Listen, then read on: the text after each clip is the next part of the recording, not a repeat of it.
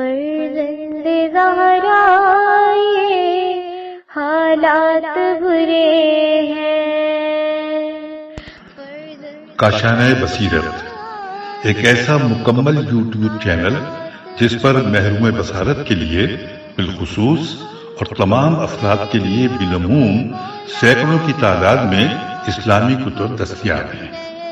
لہذا گزارش ہے کہ آپ اپنی ذمہ داری نبھاتے ہوئے کاشانۂ بصیرت کو سبسکرائب کرنے کے ساتھ ساتھ بیل آئیکن کو پریس کیجیے تاکہ آپ علم کے حصول کے ساتھ ساتھ مذہب اہل بیت کی اشاعت میں بھی اہم کردار ادا کرتے رہیں۔ کاشانۂ بصیرت، فرزند زہرا یہ حالات برے ہیں۔ السلام علیکم ورحمۃ اللہ وبرکاتہ۔ سامعین، آپ سماعت فرما رہے ہیں الکوثر فی تفسیر القرآن جلد پنجم، مفسر ہیں محسن علی نجفی صاحب، سورہ انبیاء۔ وَمَن يَقُلْ مِنْهُمْ إِنِّي إِلَٰهٌ مِّن دُونِهِ فَذَٰلِكَ نَجْزِيهِ جَهَنَّمَ كَذَٰلِكَ نَجْزِي الظَّالِمِينَ۔ اور ان میں سے جو کوئی یہ کہہ دے کہ اللہ کے علاوہ میں بھی معبود ہوں تو ہم اسے جہنم کی سزا دیتے ہیں، چنانچہ ظالموں کو اسی طرح سزا دیا کرتے ہیں۔ تفسیر آیت: اگر بالفرض فرشتوں میں سے کوئی اللہ کی جگہ اپنے آپ کو معبود بنائے تو وہ فرشتہ جہنمی ہوگا۔ اس سے معلوم ہوا کہ فرشتے نافرمانی کرنے پر قادر ہیں، ایسا نہیں کہ وہ مکلف نہ ہوں اور یک طرفہ مخلوق ہوں، گناہ کرنے پر قدرت نہ رکھتے ہوں۔ شیخ طوسی البیان میں فرماتے ہیں، یہ آیت اس بات پر دلالت کرتی ہے کہ ملائکہ خدا کی اطاعت پر مجبور نہیں ہیں، جس طرح جاہل لوگ کہتے ہیں۔ أَوَلَمْ يَرَ الَّذِينَ كَفَرُوا أَنَّ السَّمَاوَاتِ وَالْأَرْضَ كَانَتَا رَتْقًا فَفَتَقْنَاهُمَا وَجَعَلْنَا مِنَ الْمَاءِ كُلَّ شَيْءٍ حَيٍّ أَفَلَا يُؤْمِنُونَ۔ یہ کفار اس بات پر توجہ نہیں دیتے کہ یہ آسمان و زمین باہم ملے ہوئے تھے، پھر ہم نے انہیں جدا کر دیا، اور تمام جاندار چیزوں کو ہم نے پانی سے بنایا ہے، تو کیا پھر بھی وہ ایمان نہیں لائیں گے؟ تفسیر آیت: نمبر 1، یہاں رویت سے مراد علمی رویت ہو سکتی ہے، کہ جیسے کہ سورہ فیل کی آیت نمبر 1 میں ہے کہ الم تر کیف فعل ربک باصحاب الفیل۔ اس میں علمی رویت مراد ہے، اور بعض تفسیروں کے مطابق بصری رویت بھی ہو سکتی ہے۔ نمبر 2، یہاں اہل کفر سے مراد مشرکین ہیں جو تخلیق و تدبیر میں تفریق کے قائل تھے اور اللہ کی خالق اور اپنے معبودوں کو مدبر مانتے تھے۔ ان مشرکین کے نظریات کی رد میں کائنات کی تدبیر کی نشانیاں بیان فرمائی ہیں کہ تخلیق و تدبیر دونوں ہی ایک ہی ذات کے قبضہ قدرت میں ہے۔ نمبر 3، آسمان و زمین کی تخلیق و تدبیر میں ارتقائی مراحل کا بیان ہے کہ زمین و آسمان ایک زمانے میں باہم متصل تھے، بعد میں اللہ نے ان کو جدا کر دیا۔ اس موضوع پر متعدد تفسیری مواقف سامنے آتے ہیں۔ نمبر 1، آسمان و زمین میں سے ہر ایک باہم متصل تھے، اللہ نے ان میں شگاف ڈال دیا اور ہر ایک کو ساتھ ساتھ بنایا۔ نمبر 2، دوسری تفسیر یہ ہے کہ ابتدا میں آسمان بند تھا، بارش نہیں برساتا تھا، اور زمین بھی بند تھی، سبزہ نہیں اگاتی تھی۔ پھر اللہ نے ان دونوں میں شگاف ڈال دیا تو آسمان بارش برسانے لگا اور زمین سبزہ اگانے لگی۔ اس صورت میں السماوات سے مراد آسمان اول کے آفاق لیے جا سکتے ہیں، اور اس تفسیر کے مطابق رویت سے مراد بصری ہوگی، جو مشرکین کے لیے قابل مشاہدہ ہے۔ امام محمد باقر علیہ السلام سے ایک روایت بھی اس تفسیر کے مطابق ہے۔ آپ فرماتے ہیں کہ آسمان بند تھا، بارش نہیں برساتا تھا، اور زمین بھی بند تھی، دانہ نہیں اگاتی تھی۔ جب اللہ تعالیٰ نے مخلوقات کو پیدا کیا اور جانداروں کو پھیلایا تو آسمان میں بارش کے ساتھ اور زمین میں دانہ اگانے کے ساتھ شگاف آ گیا۔ یہ روایت ہے الکافی کی جلد نمبر 8 اور صفحہ نمبر 94 پر۔ نیز اس روایت میں سماوات کی جگہ السما مفرد ہے۔ اس آیت میں آفاق اور روایت میں بلندی مراد لی جا سکتی ہے۔ اس تفسیر کے مطابق آیت کا مطلب یہ ہوگا کہ آسمانوں اور زمین میں ہر ایک باہم ملے ہوئے تھے، درمیان میں کوئی شگاف نہ تھا۔ ہم نے دونوں میں شگاف ڈال دیا تو آسمان برسنے اور زمین سبزہ اگانے لگی۔ نمبر 3، آسمان سے مراد اجرام سماوی ہے۔ نظام شمسی میں موجود تمام کرات ایک تھے، بعد میں ایک دھماکے کے نتیجے میں یہ کرات سورج سے جدا ہو گئے۔ اس طرح زمین اور باقی کرات سورج کے ساتھ ایک تھے، بعد میں الگ ہو گئے۔ نمبر 4، جن عناصر سے آسمان و زمین وجود میں آئے ہیں ان سب کا مادہ اصلیہ ایک ہے۔ ممکن ہے یہ مادہ ابتدا میں صحابی شکل میں ہو، جسے قرآن نے سورہ دخان یعنی دھواں کہا ہے، دخان کہا ہے، اور بعد میں آسمان و زمین میں منقسم ہو کر جدا ہو گیا ہو۔ اس امکان کا بھی اظہار کیا جاتا ہے کہ کائنات کی ابتدا ایک نقطے سے ہوئی ہے، جس کے پھیلنے سے تمام اجرام وجود میں آ گئے اور پھیلنے کا یہ سلسلہ جاری ہے۔ کہتے ہیں فاطر السماوات والارض کا جملہ اسی نظریے پر قرینہ ہے، چونکہ فطر شگافتہ کرنے کو کہتے ہیں۔ یہ اپنی جگہ درست ہے کہ اگر آسمان و زمین سے اجرام فلکی مراد لیے جاتے ہیں تو ان تمام اجرام کا مادہ اولیہ ایک ہے، مگر اس مادہ اولیہ کے وصل اور فصل یعنی رتق اور فتق کی تفصیل بیان کرنا اور اس کی نوعیت کو سمجھنے کے لیے سائنسی نظریات کی طرف رجوع کرنا، جو ہنوز صرف تھیوری کے مرحلے میں ہے، اور انہیں سند قرار دینا درست نہ ہوگا، چونکہ سائنسی نظریات بدلتے رہتے ہیں، جبکہ قرآن ایک لا یتغیر اور ثابت حقیقت ہے۔ ثانیاً قرآن ایک دستور حیات ہے، سائنسی اور فلکیاتی موضوع کی کتاب نہیں۔ نمبر 5، تمام جاندار چیزوں کو ہم نے پانی سے بنایا ہے۔ دوسری جگہ فرمایا اللہ نے زمین پر چلنے والے ہر جاندار کو پانی سے خلق فرمایا۔ پانی زندہ اشیاء کی تخلیق اور بقا دونوں کے لیے بنیادی عنصر ہے، چنانچہ انسان، حیوانات اور نباتات کی حیات پانی پر موقوف ہے۔ انسان کو اپنے ذرائع سے بھی پتہ چلا کہ زندہ مخلوقات پانی کے کناروں سے پیدا ہونا شروع ہوتی ہے۔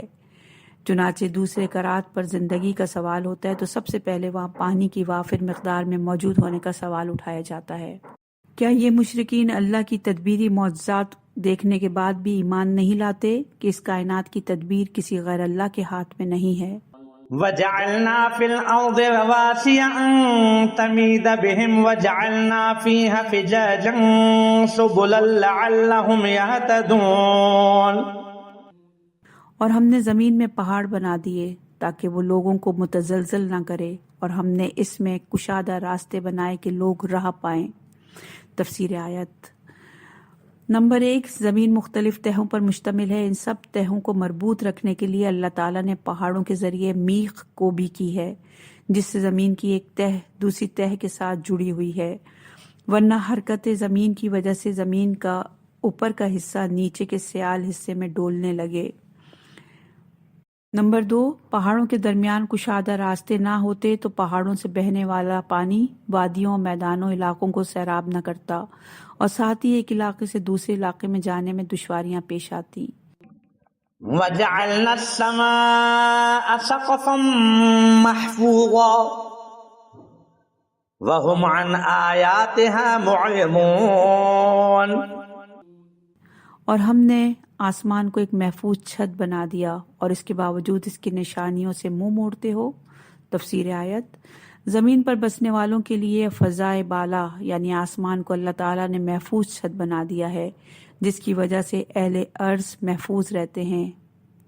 نمبر 1، شب و روز میں گرنے والے لاکھوں آسمانی پتھروں سے محفوظ رہتے ہیں، چنانچہ کرۂ ارض کے گرد موجود فضائی ٹائٹل آسمان سے گرنے والے شہابوں کو روک لیتا ہے اور فضا میں پاش پاش کر دیتا ہے۔ یہ ہوائی غلاف نہ ہوتے تو زمین پر بسنے والے ان شہابوں سے نابود ہو جاتے۔ نمبر 2، سورج کی طرف سے آنے والی قاتل شعاؤں کو اوزون اپنے اندر جذب کر لیتی ہے اور زمین پر آنے سے روک دیتی ہے۔ حفظ اور نگہداری کا عمل تدبیر سے ہے، لہٰذا مشرکین کے لیے ایک دعوت فکر ہے کہ ان تدبیری آیات اور علامات سے آراز نہ کرو، ان میں فکر کرو تو تم پر واضح ہو جائے گا کہ اس کائنات کی تدبیر میں کوئی غیر اللہ شریک نہیں ہے۔ اہم نکات: نمبر 1، آسمان میں اللہ کی تدبیری نشانیاں تخلیقی نشانیوں سے کم نہیں ہیں۔ وَهُوَ الَّذِي خَلَقَ اللَّيْلَ وَالنَّهَارَ وَالشَّمْسَ وَالْقَمَرَ كُلٌّ فِي فَلَكٍ يَسْبَحُونَ۔ اور اسی نے شب و روز اور آفتاب و ماہتاب پیدا کیے، یہ سب کسی نہ کسی فلک میں تیر رہے ہیں۔ تفسیر آیت: اس آیت میں تخلیقی اور تدبیری دونوں نشانیوں کا ذکر ہے۔ نمبر 1، شمس و قمر کی تخلیق اللہ کی خلاقیت کی نشانی ہے، اور ساتھ لیل و نہار کی گردش اللہ تعالیٰ کی تدبیری نشانی ہے کہ ہمیشہ دن یا ہمیشہ رات ہونے کی صورت میں بھی زمین پر انسان آباد نہیں رہ سکتا تھا۔ نمبر 2، شمس و قمر میں سے ہر ایک اپنے اپنے مدار میں تیر رہا ہے۔ یہ اللہ تعالیٰ کی تدبیری نشانی ہے کہ شمس و قمر کی تخلیق کے بعد ان کو اپنے مدار میں چھوڑ دیا۔ اربوں سال سے یہ اپنے رب کی حکم تکوینی کے عین مطابق گردش کر رہے ہیں۔ اس گردش کے بغیر نظام زندگی اپنا سفر جاری نہیں رکھ سکتا۔ کل فی فلکن کا تعلق شمس و قمر سے ہوتا ہے۔ ان دونوں کو اپنے اندر اپنے مدار میں گردش کی وجہ سے زمین پر تدبیر حیات انجام پاتی ہے۔ اہم نکات: نمبر 1، کائنات کا ہر ذرہ اللہ کی تدبیر کا محتاج ہے۔ وَمَا جَعَلْنَا لِبَشَرٍ مِّن قَبْلِكَ الْخُلْدَ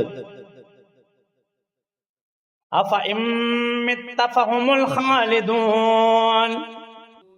اور ہم نے آپ سے پہلے بھی کسی انسان کو حیات جاودانی نہیں دی، تو کیا اگر آپ انتقال کر جائیں تو یہ لوگ ہمیشہ رہیں گے؟ تفسیر آیات: مشرکین اس انتظار میں تھے کہ محمد صلی اللہ علیہ وآلہ وسلم بے اولاد ہیں، ان کے دنیا سے جانے کے بعد ہمارے معبودوں کے خلاف اسلامی تحریک بھی ختم ہو جائے گی۔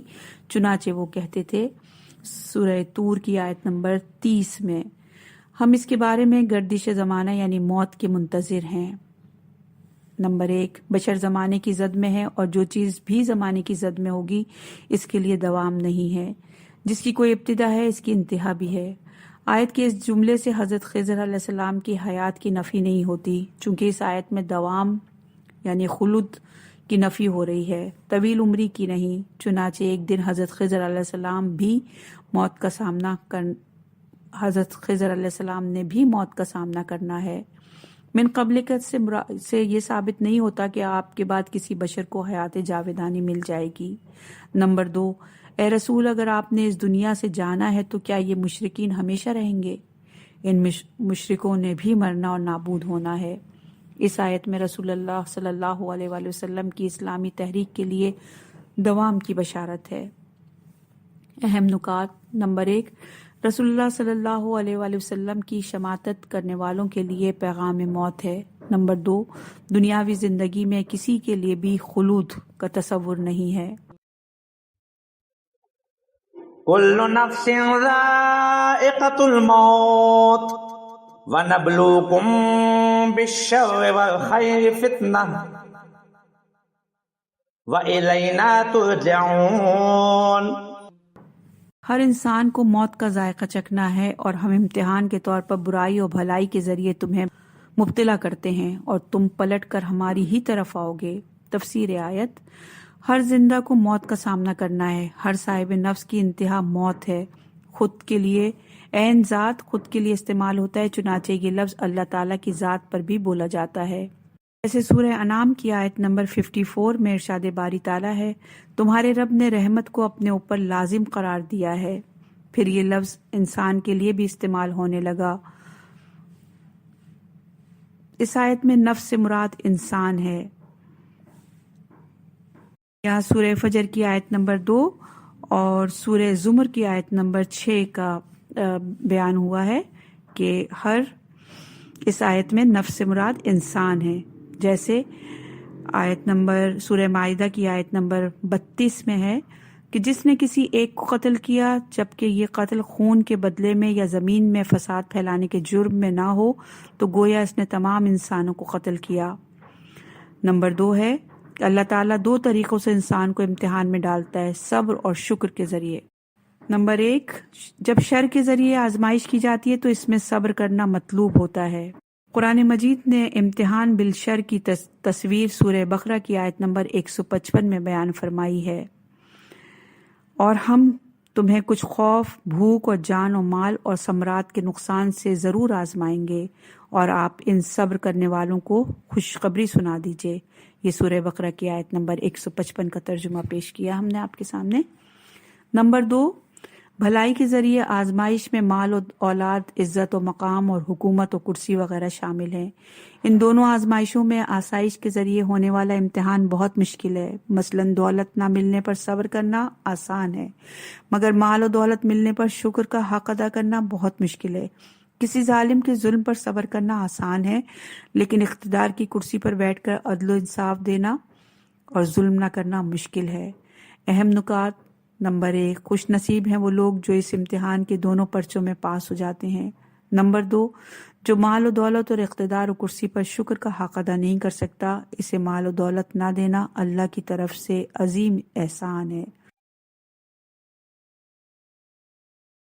وَإِذَا رَآكَ الَّذِينَ كَفَرُوا إِن يَتَّخِذُونَكَ إِلَّا هُزُوًا أَهَذَا الَّذِي يَذْكُرُ آلِهَتَكُمْ وَهُمْ بِذِكْرِ الرَّحْمَنِ هُمْ كَافِرُونَ۔ और काफिर जब भी आपको देखते हैं तो आपका बस इस्तेहज़ा करते हैं और कहते हैं, क्या ये वही शख्स है जो तुम्हारे माबूदों को बुरे अल्फाज में जिक्र करता है, हालांकि वो खुद रहमान के जिक्र के मुनकर हैं। तफसीर आयत। नंबर 1, मक्की ज़िंदगी और रसूलुल्लाह सल्लल्लाहु अलैहि वसल्लम जिन हालात से दो चार थे, इनका जिक्र है कि कुफ़ार जब भी रसूलुल्लाह सल्लल्लाहु अलैहि वसल्लम को देखते इनका मजाक करते थे। इस तरह रसूलुल्लाह सल्लल्लाहु अलैहि वसल्लम के लिए पूरी फ़ज़ा नासाजगार थी। नंबर 2, अज़राए तमस्खुर आपस में कहते थे, क्या यही वो शख्स है जो तुम्हारे माबूदों को अच्छे अल्फाज में याद नहीं करता। इनके नज़दीक इस तमस्खुर के लिए जवाज़ ये है कि ये बेहिस बुतों को माबूद नहीं बनाता, जबकि ये खुद माबूद हकीकी को मुस्तरद करते हैं। नंबर 3, ये मुशरिकीन खुद अपने मजहब को इख्तियार किए हुए हैं जो लायक तमस्खुर है। वो माबूद हकीकी रहमान की बंदगी को छोड़कर बेहिस व बेशऊर चीज़ों की बंदगी इख्तियार किए हुए हैं। रहमान को ये खुद रब्बुल अरबाब मानते हैं, इसके बावजूद जमादात की बंदगी कर रहे हैं। खुलिक़ल इंसानु मिन अजल सउरीकुम आयाती फला तस्तअजिलून। इंसान उजलत पसंद खल्क हुआ है, अनकरीब मैं तुम्हें अपनी निशानियां दिखाऊंगा, बस तुम जल्दबाजी ना करो। तफसीर आयत। इंसान इस हद तक उजलत पसंद है कि गोया इसको उजलत के मवाद से बनाया गया है। ऐसा लगता है इंसान की तख्लीक अनासिर उजलत पसंदी से इबारत हो। जैसा कहा जाता है कि जैद शुजात से बनाया गया है। बाज कहते हैं गिल मट्टी को कहते हैं, लेकिन फला तस्ताजिलून में इसकी नफी है। मुशरिकीन हयात बादल मौत के कायल न थे, लिहाजा किसी अजाब और हिसाब और जन्नत और दोज़ख को न मानते, और तमस्खुराना अंदाज में कहते थे, अगर कोई क़यामत आने वाली है तो वो कब आएगी। जवाब में फरमाया, नंबर 2, जिस चीज़ की तुम्हें जल्दी है वह अनकरीब तुम्हें दिखा दूंगा। यहाँ से इससे मुराद जहन्नुम का अजाब है, जिसके ये लोग मुनकिर थे और उजलत भी कर रहे थे। इम्कान से हज़रत अली अलैहिस्सलाम से रिवायत है, और ये रिवायत है मुस्तदरकुल वसाइल की 12 नंबर में और सफ़ा नंबर 73 में। इम्कान से पहले जल्दबाजी करना, फुर्सत के मौके पर ताख़ीर करना दोनों खिलाफ वर्जी है। इमाम मोहम्मद बाक़र अलैहिस्सलाम से रिवायत है कि लोगों को जल्दबाजी ने हलाकत में डाला है। अगर लोग सब्र से काम लेते तो कोई हलाक ना होता। और ये रिवायत है वसाइल शिया की जिल्द नंबर 27 और सफ़ा नंबर 168 पर, और बिहारुल अनवार की जिल्द नंबर 68 और सफ़ा नंबर 340 पर। अहम नुकात। नंबर 1, उजलत पसंदी इंसान के लिए एक नापसंदीदा खसलत है। वयक़ूलून मता हाज़ल वअद इन कुंतुम सादिक़ीन। اور وہ کہتے ہیں کہ اگر آپ سچے ہیں تو بتائیں یہ عذاب کا وعدہ کب پورا ہوگا۔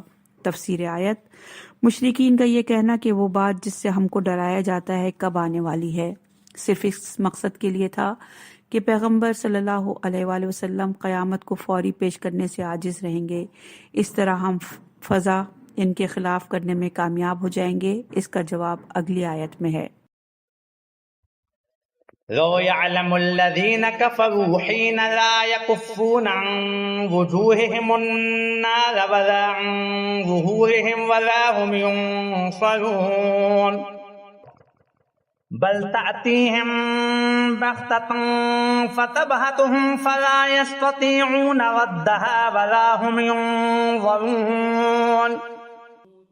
کاش کفار کو اس وقت کا علم ہو جاتا جب وہ آتش جہنم کو نہ اپنے چہروں سے اور نہ ہی اپنی پشتوں سے ہٹا سکیں گے اور نہ ہی ان کی کوئی مدد کی جائے گی، بلکہ یہ قیامت کا ہولناک عذاب ان پر اچانک آئے گا تو انہیں بدحواس کر دے گا، پھر انہیں نہ اسے ہٹانے کی استطاعت ہوگی اور نہ ہی انہیں مہلت دی جائے گی۔ تفسیر آیات، یہ عذاب کب آئے گا؟ کہنے والے لوگوں کو کاش اس بات کا علم ہو جاتا کہ وہ عذاب کو روک نہیں سکیں گے، کیونکہ یہ عذاب ہر طرف سے آئے گا۔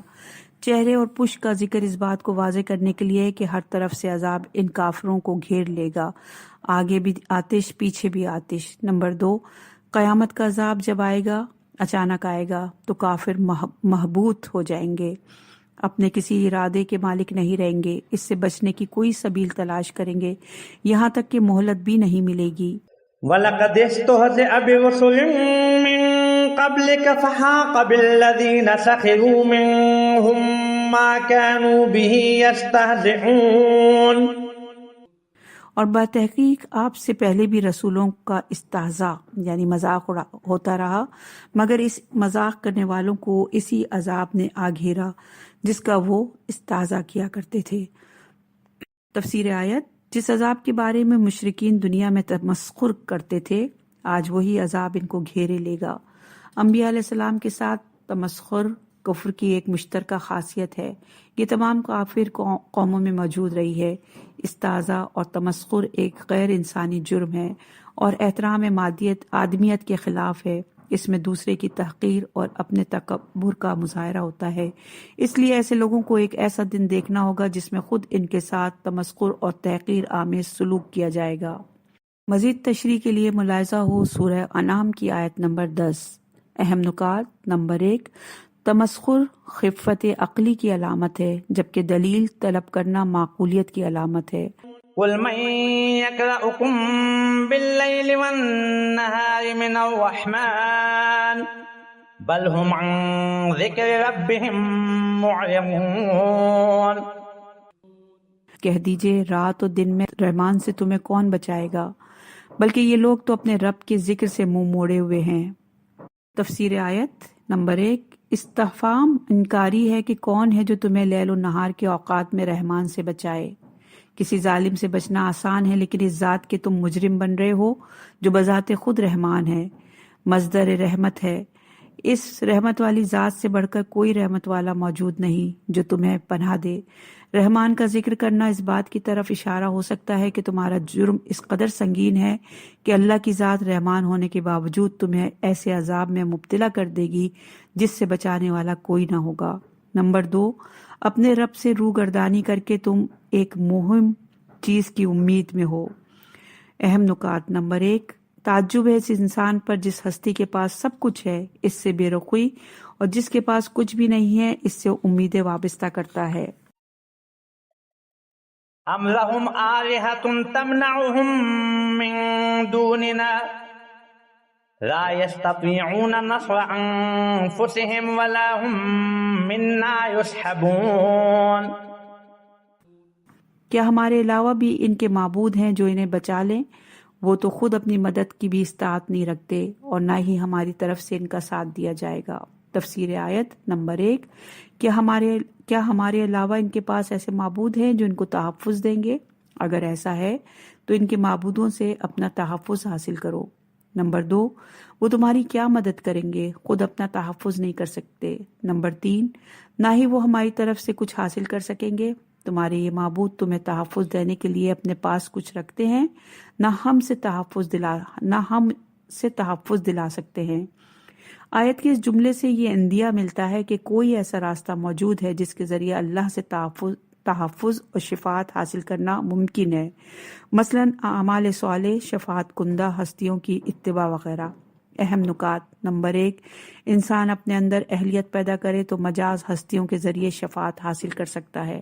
بل متعنا هؤلاء آباءهم حتى طال عليهم العمر افلا يرون أنا نأتي الأرض ننقصها من أطرافها افهم الغالبون۔ بلکہ ہم تو انہیں ان کے آبا کو سامان زیست دیتے رہے یہاں تک کہ ان پر عرصہ دراز گزر گیا، تو کیا یہ لوگ دیکھتے نہیں ہیں کہ ہم عرصہ زمین ہر طرف سے تنگ کر رہے ہیں، تو کیا پھر بھی یہ لوگ غالب آنے والے ہیں؟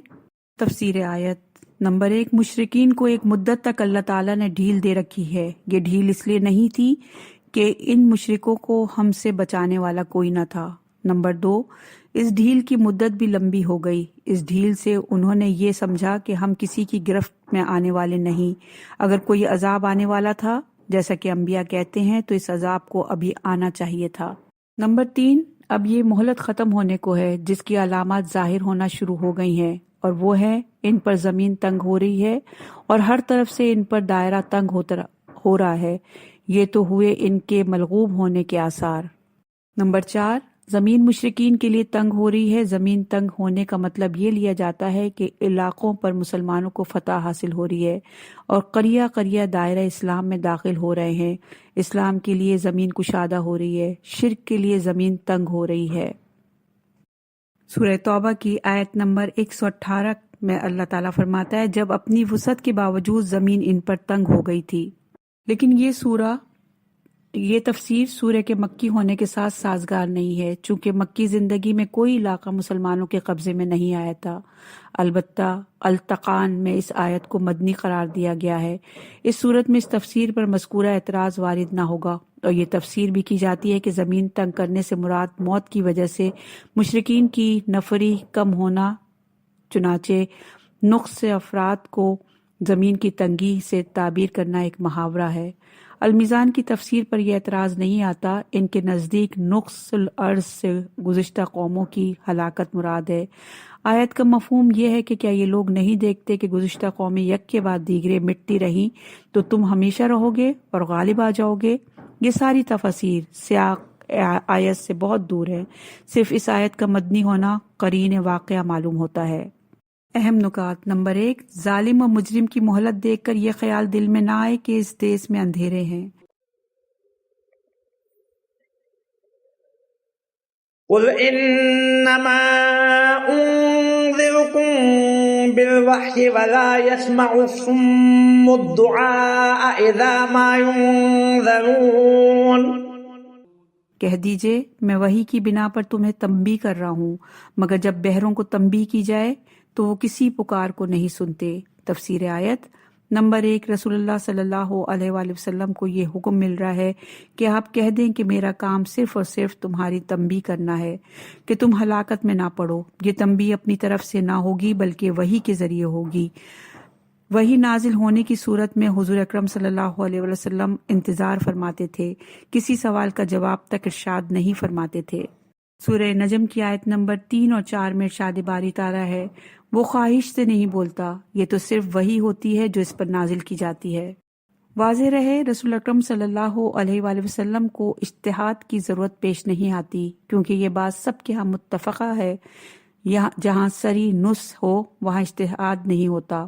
رسول اکرم صلی اللہ علیہ وآلہ وسلم کے لیے کوئی دلیل مبہم نہیں ہوتی کہ اجتہاد کرنا پڑے۔ رسول اکرم صلی اللہ علیہ وآلہ وسلم سب احکام صریح منسوخ ہوتے ہیں۔ نمبر 2، رسول اکرم صلی اللہ علیہ وسلم کی تنبیہ ان لوگوں کے لیے بے اثر ہوتی ہے جن میں حق کو قبول کرنے کے لیے صلاحیت اور ظرفیت نہیں ہوتی۔ تنبیہ میں کوئی خامی نہیں۔ جن لوگوں نے تنبیہ سننا تھی ان میں خامی ہے، آواز میں خامی نہیں، سننے والے کانوں میں خامی ہے۔ اہم نکات: نمبر 1، اللہ کی طرف سے انداز ہوتا ہے، اجبار نہیں ہوتا۔ نمبر 2، رسول تابع وحی ہے، تابع اجتہاد نہیں ہے۔ نمبر 3، اجتہاد دلیل کو سمجھنے کے لیے ہوتا ہے، خود دلیل کو اجتہاد نہیں کہتے۔ وَلَئِن مَسَّتْهُمْ نَفْحَةٌ مِّن عَذَابِ رَبِّكَ لَيَقُولُنَّ يَا وَيْلَنَا إِنَّا كُنَّا ظَالِمِينَ۔ اور اگر انہیں آپ کے پروردگار کا تھوڑا سا عذاب بھی چھو جائے تو وہ ضرور کہنے لگیں گے، ہائے ہماری تباہی، ہم یقیناً ظالم تھے۔ تفسیر آیت: ان مشرکین کے لیے ہمدردانہ تنبیہ اثر نہیں کرتی، البتہ تھوڑا سا عذاب چھو لے تو اس وقت قبول کرتے ہیں کہ ہم ظالم ہی تھے، اپنے آپ پر ظلم کیا اور یہ دن دیکھنا پڑے گا۔ اہم نکات: نمبر 1، ان مشرکوں کو کوئی بات سمجھانی ہو تو عقل و فکر سے نہیں، جو اس کے ذریعے داغ دیا جائے تو بات سمجھ میں آتی ہے۔ یہ کام جبر ہے اور دنیا میں جبر نہیں ہوتا، چونکہ دنیا دار امتحان ہے۔ آخرت میں ان کو عذاب سے واسطہ پڑے گا تو بات سمجھ میں آ جائے گی، مگر اس کا فائدہ نہ ہوگا۔ وَنَضَعُ الْمَوَازِينَ الْقِسْطَ لِيَوْمِ الْقِيَامَةِ فَلَا تُظْلَمُ نَفْسٌ شَيْئًا وَإِن كَانَ مِثْقَالَ حَبَّةٍ مِّن خَرْدَلٍ أَتَيْنَا بِهَا وَكَفَى بِنَا حَاسِبِينَ۔ اور ہم قیامت کے دن عدل کا ترازو قائم کریں گے، پھر کسی شخص پر ذرا برابر ظلم نہ ہوگا، اور اگر رائی کے دانے برابر بھی کسی کا عمل ہوا تو ہم اسے اس کے لیے حاضر کر دیں گے، اور حساب کرنے کے لیے ہم ہی کافی ہیں۔ تفسیر آیت: نمبر 1، میزان اس چیز کو کہتے ہیں جس کے ذریعے چیزوں کو پرکھا جائے۔ قیامت کے دن عدل کا میزان لگ جائے گا، یہ ترازو عدل و انصاف کا ترازو ہوگا۔ یہ ترازو کس قسم کا ہوگا اس پر بحث و تحقیق کا فائدہ نہیں، صرف اتنا سمجھ لینا کافی ہے کہ قیامت کے روز انسان کے اعمال پرکھ لیے جائیں گے۔ اعمال میں سے نیک اعمال کا وزن ہوگا اور برے اعمال کا کوئی وزن نہیں ہوگا۔ مزید وضاحت کے لیے سورہ اعراف کی آیت نمبر 8 ملاحظہ فرمائیے۔ نمبر 2 ہے، یہ عدل و انصاف کا ترازو ہوگا، یہ کسی کے ساتھ زیادتی نہ کرنے اور عدل و انصاف دینے کا آلہ ہے۔ نمبر 3، خواہ وہ عمل ایک رائی کے دانے کے برابر ہی کیوں نہ ہو، ہم اسے سامنے لائیں گے، خواہ نیکی ہو یا برائی۔ سورہ زلزلہ کی آیت نمبر 7 اور 8 میں جیسا کہ بیان ہوا ہے کہ پس جس نے ذرہ برابر نیکی کی ہوگی وہ اسے دیکھ لے گا، اور جس نے ذرہ برابر برائی کی ہوگی وہ اسے دیکھ لے گا۔ نمبر 4، ہم اسے سامنے لائیں گے۔ آیت کے اس جملے میں صراحت ہے کہ خود عمل حاضر کیا جائے گا۔ یہاں ہم اس عمل کی جزا پیش کریں گے کی تعویل درست نہ ہوگی، کیونکہ جزا کے لیے استعمال نہیں ہوتا۔ نمبر 5 ہے، حساب کے لیے ہم کافی ہیں۔ اس سے معلوم ہوا میزان اور حساب دو چیزیں نہیں ہیں، بلکہ یہ ترازو حساب ہوگا۔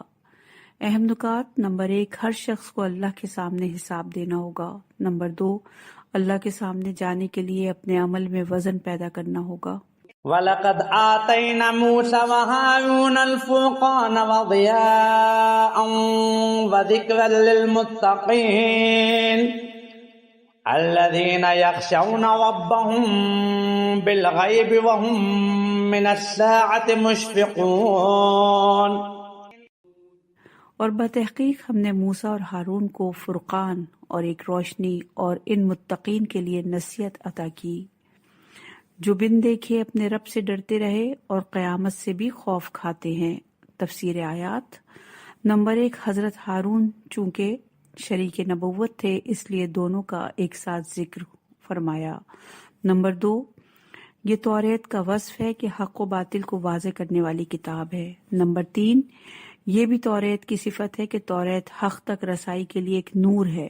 نمبر 4، یہ بھی توریت کا وصف ہے کہ توریت ایک انسان ساز مکتب ہے جس میں متقین اپنے آپ کو ہلاکت و ضلالت سے بچانے کی فکر میں رہنے والوں کے لیے دنیا اور آخرت کے لیے نصیحتیں ہیں۔ نمبر 5، توریت میں موجود نصیحتوں سے وہ لوگ استفادہ کریں گے جو بچنا چاہتے ہیں، یعنی اہل تقوی۔